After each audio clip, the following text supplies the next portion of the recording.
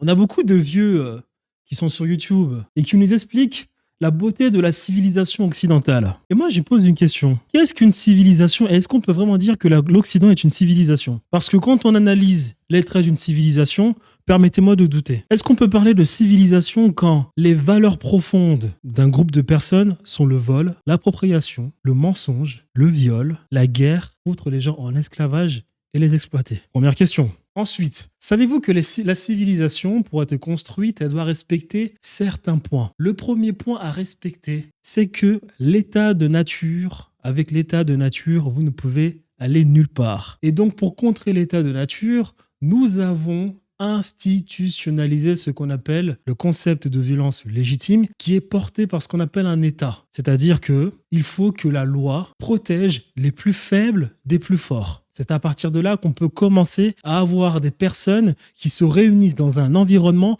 pour commencer à faire des choses. Est-ce que vous pensez sincèrement que la France respecte ce concept-là vis-à-vis d'autres pays, l'Angleterre, les États-Unis? Je ne pense pas. Ces pays sont portés que par une seule nature, c'est l'état de nature, c'est-à-dire la loi du plus fort est la meilleure. Nous le savons tous.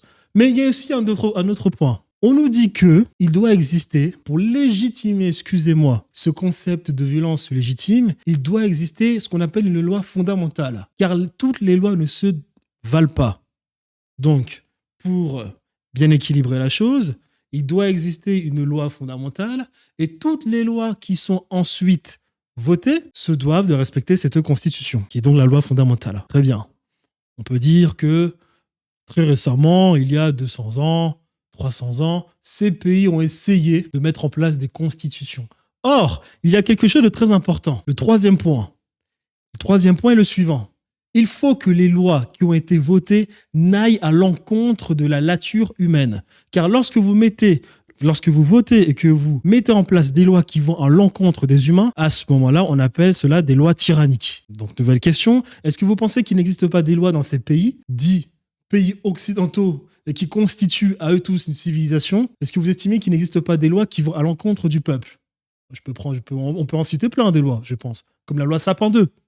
Un autre point, à quatrième point, il est dit que, au lieu de se faire la guerre à longueur de journée, il est important de créer un concept qu'on appelle la diplomatie. Car bien évidemment, on ne construit rien à cause de la guerre. En tout cas, le pays le plus fort, lui, peut construire parce qu'il fout les autres en esclavage, mais les autres ne construisent plus rien. Est-ce que vous pensez sincèrement que les sociétés occidentales pratiquent la diplomatie, que les États-Unis l'ont pratiquée, que la France l'a pratiquée, que l'Angleterre l'a pratiquée sur les 500 dernières années? J'en doute fort. Mais il y a une loi qui est très intéressante. Cette loi dit, un concept, excusez-moi, très intéressant. Ce concept nous dit que lorsque le gouvernement n'est pas capable d'organiser la vie en société afin d'être en communion parfaite avec les intérêts de son peuple, le peuple a le droit à l'insurrection. Donc j'ai une question à vous poser.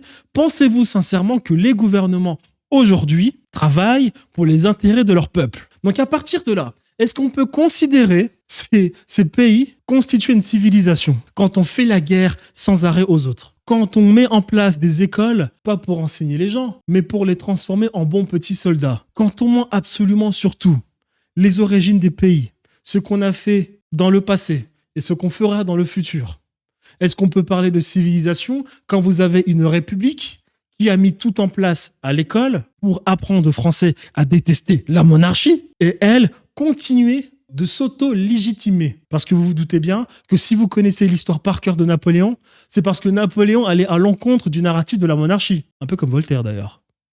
Est-ce qu'on peut considérer que ces pays sont des civilisations quand on n'a absolument aucun respect de l'autre et surtout aucun respect de son propre peuple?